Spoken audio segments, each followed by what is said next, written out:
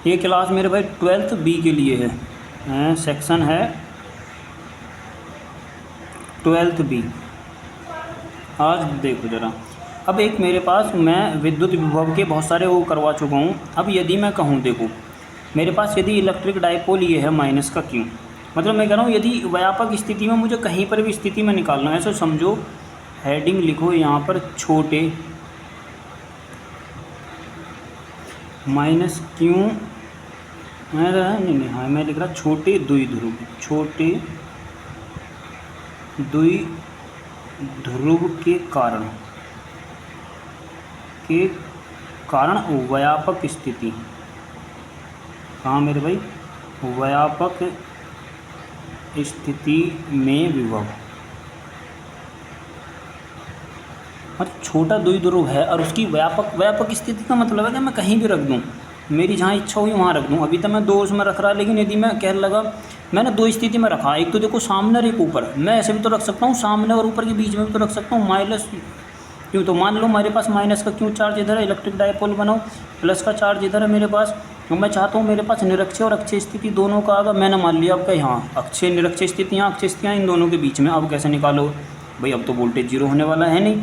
तो यदि मैं मान लो यहाँ से वेक्टर आ रही है, डायरेक्शन के साथ मैं रेडियस को दिखा रहा हूँ, यहाँ एंगल थीटा है, इलेक्ट्रिक डाइपोल की डायरेक्शन मेरे पास किधर को मेरे भाई इधर को। जब कभी भी ऐसा हो जाए तो विद्युत विभव के लिए फार्मूला लगाना है 1/4 पाई एप्सिलॉन नॉट और into electric dipole moment P और इंटू कॉस थीटा और अपॉन का मेरे भाई आर स्क्वायर। बस जब कभी भी ऐसा आ जाए उसके लिए फार्मूला ये, पहली स्थिति में देख लो, मैं दोनों स्थिति कर दूं, यदि थीटा बराबर कितना कर दूं, 0 कर दूं, तो इसका मतलब कॉस थीटा की वैल्यू या कॉस 0 की वैल्यू कितनी हो जाएगी 1।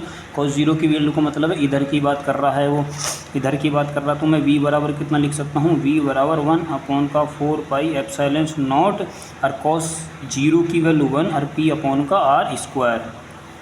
ठीक, दूसरी यदि मैं कहूँ, दूसरी स्थिति मेरे पास क्या हो सकती है, यहाँ पर हो सकती है। यहाँ के लिए कितना बनेगा 90, क्योंकि यहाँ से यहाँ तक एंगल ये मेरे पास इधर को, डाइपोल की डायरेक्शन इधर को है, पॉइंट विद्युत मैं जहाँ विभव निकालना है उसकी ऊपर की तरफ को है, तो कितना हो जाएगा 90। यहीं पर थीटा बराबर कितना रख दो, 90 रख दो, और मैं इसे रख सकता हूँ कॉस 90 की वैल्यू मेरे पास कितनी हो जाएगी 0।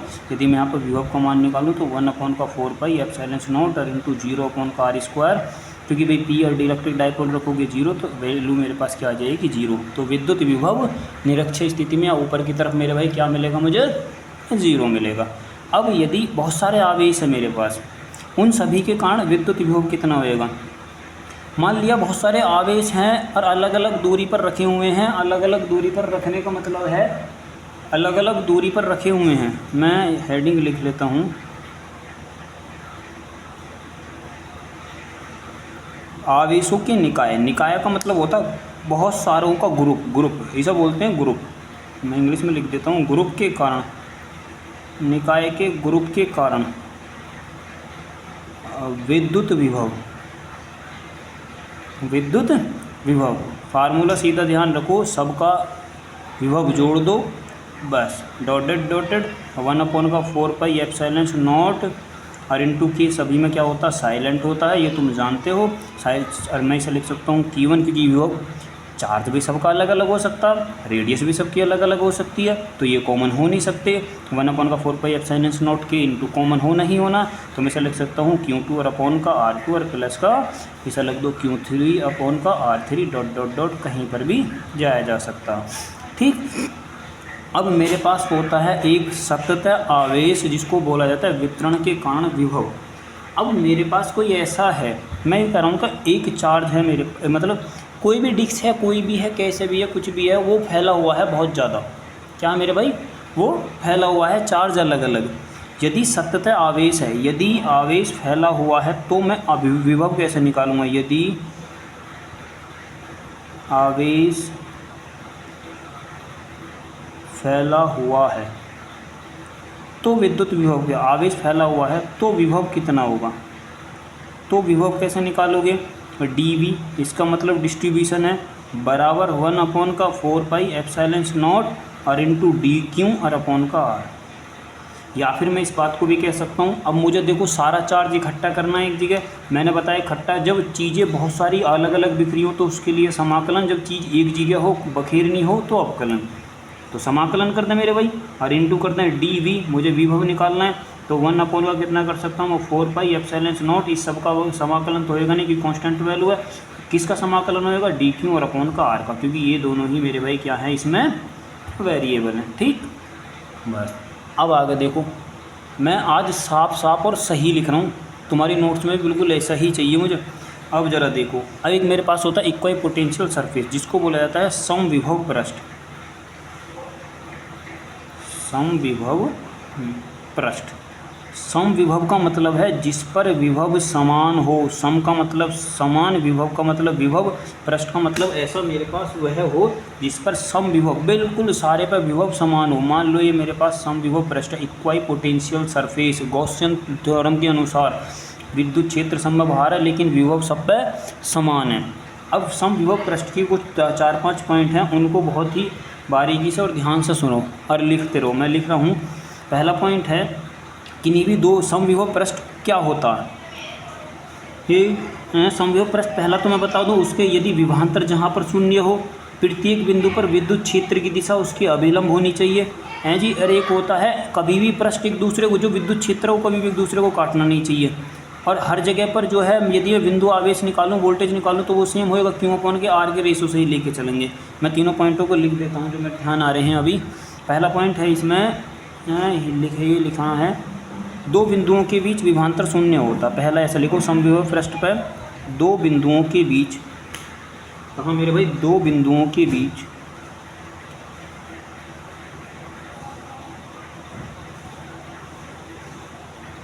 विभव का मान समान होता।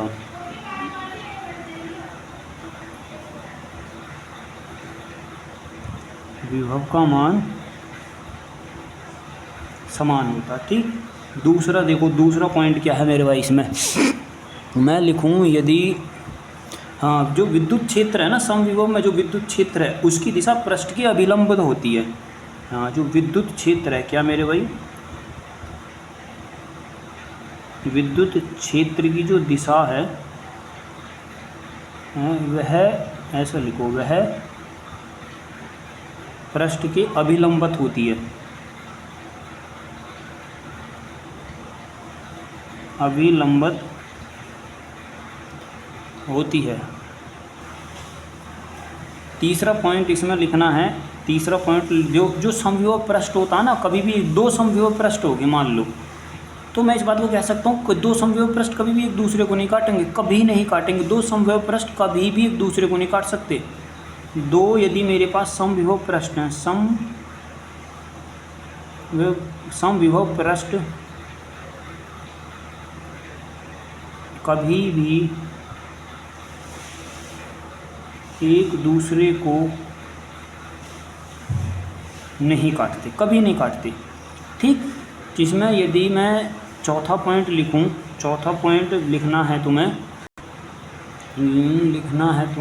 कि किसी बिंदु को केंद्र मानकर यदि मैं कोई विभव खींचता हूँ, मान लो मैंने ऐसे लिखता हूँ, किसी बिंदु को मैंने केंद्र मान लिया, किसी बिंदु को केंद्र मानकर, क्या मेरे भाई, केंद्र मानकर खींचा गया, केंद्र मानकर खींचा गया, केंद्र मानकर है, हाँ ऐसे लिखो, खींचा गया गोलीय पृष्ठ। गोलीय बनाते हैं क्योंकि गोल तो बनेगा नहीं, लेकिन हम मान के चलेंगे गोलीय पृष्ठ। कैसा मेरे भाई, गोलीय पृष्ठ समविभव पृष्ठ कहलाता। समविभव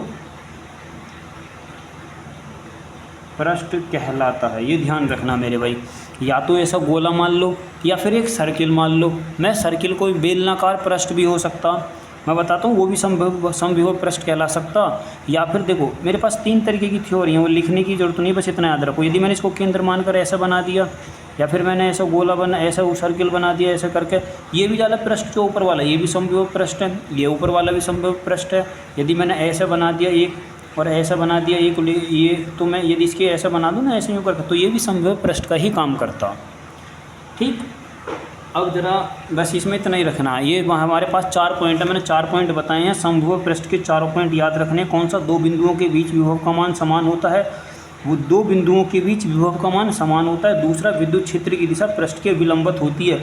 विद्युत क्षेत्र की दिशा पृष्ठ के विलंबत, यदि तुम इस वाले पृष्ठ को मानने हो ना, यदि ये विद्युत क्षेत्र है, इधर को विद्युत क्षेत्र है, तो ध्यान रखना इधर को ही क्या होएगी, पृष्ठ की दिशा मानोगे तुम। यदि मैं विद्युत क्षेत्र की इधर को मान लूँ तो पृष्ठ की दिशा फिर इधर को होएगी, लेकिन नहीं, जिधर को मानोगे उधर कोई पृष्ठ मानोगा, तो जिधर का विद्युत क्षेत्र होगा उधर कोई पृष्ठ होएगा, अभिलंब होएगा हर बार में। किसी बिंदु को केंद्र मानकर खींचा गया गोलीय पृष्ठ समविभव पृष्ठ कहलाता। किसी भी को भी मान लो, जो भी तुम्हारे पास पॉइंट है उसी को केंद्र मान लो और समविभव पृष्ठ बना लो। अब आगे देखो, मेरे पास अगली हेडिंग है, तुम्हें अगली हेडिंग में टॉपिक जो दे रखा है इसमें विद्युत क्षेत्र तथा विद्युत विभव में संबंध निकालते हैं। एक तो है मेरे पास विद्युत क्षेत्र तथा विद्युत विभव में संबंध। अब देखो मेरे भाई, मैं संबंध कैसे निकाल सकता हूँ। मान लो कि मेरे पास कोई मेरे पास यहाँ पर किसी पॉइंट के लिए विभव है कुछ, मान लिया मैंने, ये मेरे पास विभव है VI, यहाँ से यहाँ मान लिया मैंने।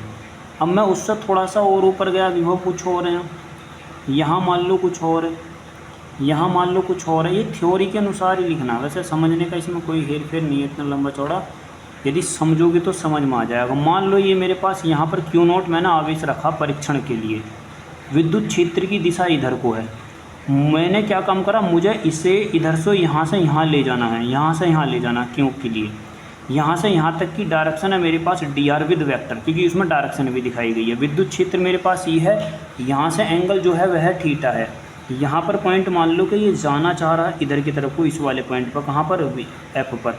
इसका वोल्टेज मान लो मेरे पास कितना है, VF। ये चल के मान लो यहाँ से आया, जहाँ से I से, ये मेरे पास पॉइंट है I। अब यहाँ से यहाँ तक विभव में कुछ ना कुछ तो परिवर्तन होएगा भाई। यदि मैं इसको क्षेत्र को यहाँ से यहाँ तक लाना चाह रहा हूँ, मान लो यहाँ पर वोल्टेज कितना है, V, यहाँ पर वोल्टेज मान लो V, यहाँ पर कितना होएगा, V प्लस का dV, कितना होएगा मेरे पास, V प्लस का dV।